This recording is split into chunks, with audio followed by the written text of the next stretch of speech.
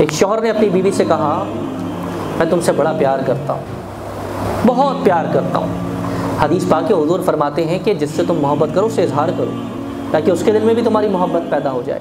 इसलिए उलमा से, हुफ़ाज़ से, क़ुरा से, नेक लोगों से मोहब्बत का इजहार कर दिया करें, ताकि उनके दिल में आपकी मोहब्बत पैदा हो। ये मोहब्बत क़यामत के नुकसान से बचाएगी, अज़ाब से बचाएगी। मोहब्बत होगी ना, रिश्ता होगा, तो अल्लाह वालों से मोहब्बत का, प्यार का इजहार किया करें।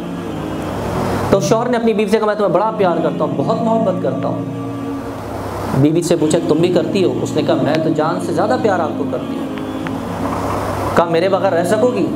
बीवी ने कहा, मैं तो आपके बगैर रह नहीं सकती, एक दिन नहीं गुजार सकती, ज़िंदगी आपके बगैर गुजारना कैसे?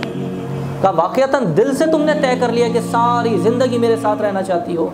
उसने कहा, बेशक मेरे तो दिल के इरादे में यही है, पूरा यकीन के साथ मेरा इरादा यह है कि सारी ज़िंदगी बस आपके साथ गुजारूं, आपसे जुदा ना हूँ। शौहर ने कहा, मेरी ज़िंदगी थोड़ी सी है, मैंने मर जाना है, कब्र में चला जाऊँगा।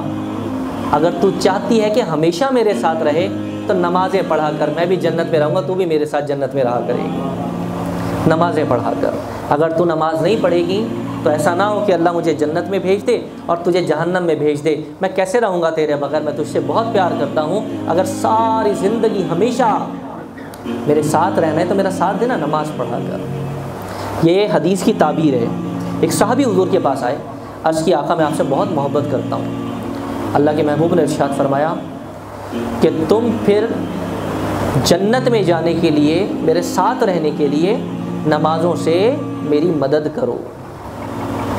हुज़ूर अलैहिस्सलाम से फरमाया कि मैं आपसे मोहब्बत करता हूँ, आपके साथ रहना चाहता हूँ जन्नत में। तो आप अलैहिस्सलाम ने फरमाया, तो तुम नमाज़ों के ज़रिए इस काम में मेरी मदद करो कि तुम जन्नत में मेरे साथ आ जाओ। अल्लाह वालों के साथ, बड़ों के साथ, नबियों के साथ जन्नत का दर्जा पाने के लिए इबादत चाहिए। ऐसे तो नहीं बैठे बैठे दर्जा मिल जाएगा।